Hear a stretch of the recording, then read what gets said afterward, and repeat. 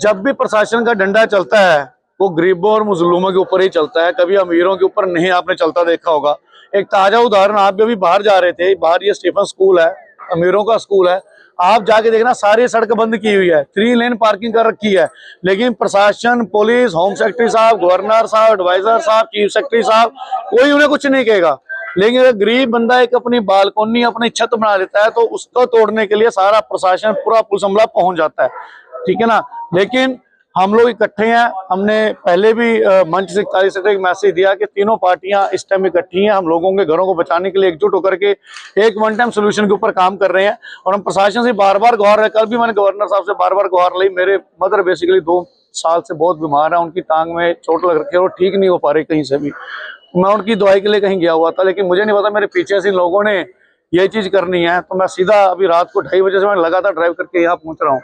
लेकिन जो भी लोग यहाँ होते हैं, मैं तो जो मुझे सुन भी रहे हैं, जो हम लोग शिकायतें करते हैं आपस में, उनका भी बराबर का कसूर है। जहाँ ये कसूर हमारे हाउसिंग बोर्ड के लोगों का है जो तोड़ने हैं, वहाँ कसूर उनका भी है जो लोग शिकायतें करके आपस में लोगों के घर तोड़वाते हैं।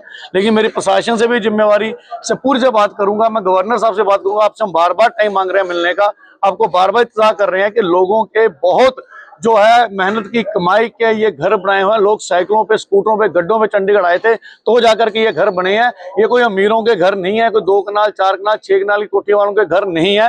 कृपया आप अपने इस पंजे को, इस बुलडोजर को यहाँ ना चलाएं। अगर आपने सबसे पहले करना ही है तो पहले उन कोठियों की तरफ जाएं, उन स्कूलों की तरफ जाएं जो स्कूलों ने V3 के ऊपर, आपको पता होगा, मैं प्रशासन महोदय इस चैनल के माध्यम से पूछना चाहूंगा कि स्कूल को परमिशन दी जाती है V6 या V3 के ऊपर सड़क खोलने की, गेट खोलने की, लेकिन आपने दे रखी है क्योंकि अमीरों का स्कूल है।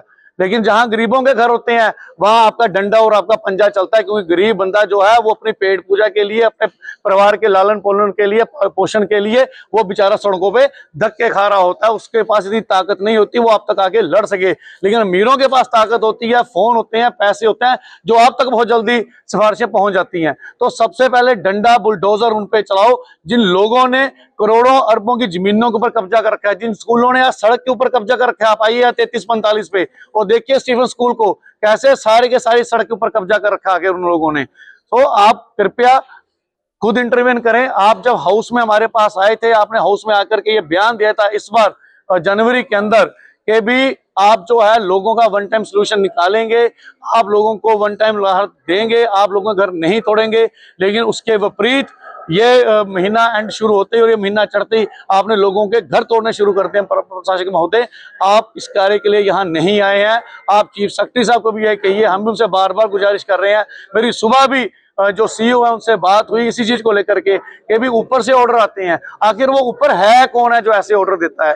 कोर्ट ने भी बड़े साफ आदेश दे रखे हैं, उसने किसी को कोर्ट तोड़ने के आदेश अभी तक आपको नहीं दिए। आप उन ऑर्डरों को भी जाकर के पढ़िए। सो मैं आपके माध्यम से, चैनल के माध्यम से कहना चाहूंगा कि इस ड्राइव को रोकिए। और आपका टारगेट 45 और 41 ही की होता है, मैं ये भी समझ नहीं पा रहा। आपका हमेशा टारगेट होगा 41, फिर 45, फिर 41, फिर 45। इसका भी एक वजह हमें बता दीजिए, क्या 45 और 41 वालों ने कोई ज्यादा बड़ा पाप कर रखा है, या 41 और 45 में रहना पाप है तो हम इन सेक्टरों को छोड़ देते हैं, इनको खाली कर देते हैं। आप आकर के खुद ही यहाँ अपनी फोर्स को बिठा दो, अपनी जो आपकी सिक्योरिटी फोर्स है उसको बिठा दो और हम लोग छोड़ देते हैं। क्योंकि आपका जब भी डंडा चलता है पूरे चंडीगढ़ के अंदर सेक्टर 45 और सेक्टर 41 में चलता है। और आप पिछले 10 साल की कार्रवाई उठा करके देख लेना, मात्र 3 घरों में इन 2 सेक्टर के अलावा आपका डंडा और आपका पंजा चला। आपको लगता है ये विद प्लानिंग किया जा रहा है, जानबूझकर किया जा रहा है? बिल्कुल विद प्लानिंग किया जाता है जी।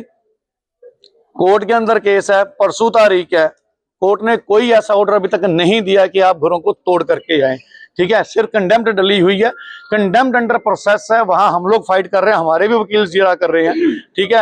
लेकिन दोबारा कोई ऐसा ऑर्डर नहीं आया। और एक बड़ा क्लियर ऑर्डर सबसे पहले था कि 2008 से बड़े पहले के बने घरों को आप हाथ भी नहीं लगा सकते। लेकिन उसके बाद भी बिना पूछे, बिना सोचे समझे घरों को तोड़ा जा रहा है।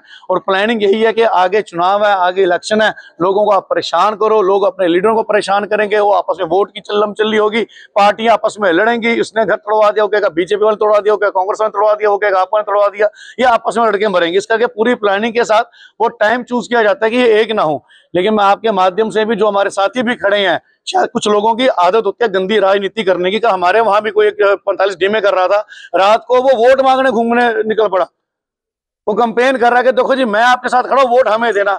अरे पागल इंसान, लोगों के घर टूट रहे हैं और तुम लोग वोटें मांग रहे हो। हम तीनों पार्टियां मोजिस जितने हमारे लीडर साहबान हैं इस टाइम इकट्ठे हैं इस बात को लेकर के कि हम लोगों के घरों को बचाएंगे। मुझसे पहले हरदीप जी यहाँ थे, उनको भी पुलिस ने अरेस्ट किया है। हमारे वार्ड अध्यक्ष यहाँ थे, उनको भी पुलिस ने अरेस्ट किया है। हमारी एक टीम थाने में है, दूसरी टीम हमारी यहाँ पहुंची है और इसी तरह पूरी टीम बना करके हम लोग लगे हुए हैं कि हम लोग किसी तरीके इन चीजों को रोकें कि लोगों की मेहनत का पैसा है, इसे रोका जाए किसी ना किसी। 2 बसें भर के ले जा चुके हैं जी, अब हम आए हैं या हमें ले जाएंगे, हमारे बाद और आएंगे फिर उनको ले जाएंगे। 65,000 घर हैं चंडीगढ़ के अंदर और अगर 65,000 घरों में रहने वाले 3 लाख लोग सड़कों पे आके तो प्रशासक महोदय को रहना भी मुश्किल हो जाएगा चंडीगढ़ के अंदर। लेकिन लोग अभी अपनी ताकत समझ नहीं पा रहे, लेकिन ऐसा ऐसा समझ आएगी क्योंकि कहते ना तेरी बारी भी आएगी। तो लोग ये ना सोचे घर में बैठ करके हमारी बारी कभी नहीं आएगी, किसी ना किसी की बारी जरूर आएगी। सो इकट्ठे हो जाओ, एकजुट हो जाओ, पार्टियों में बंटना छोड़ दो। इसका घर टूट रहा है, मेरा नहीं टूट रहा, ये विचार को छोड़ दो। आज सारे इकट्ठे होने चाहिए ताकि हम एक दूसरे के घरों को बचा सकें।